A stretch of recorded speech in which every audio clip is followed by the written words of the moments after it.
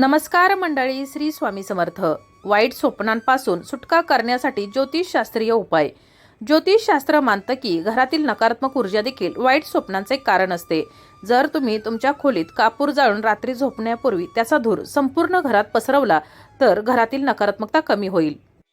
रात्री अचानक रडताना तुम्ही अनेकदा मुलांना पाहिलं असेल। तुमच्यासोबतही जर असं होत असेल तर दर मंगळवारी किंवा शनिवारी तुरटीचे काही तुकडे घेऊन झोपताना मुलांच्या डोक्याजवळ ठेवावे।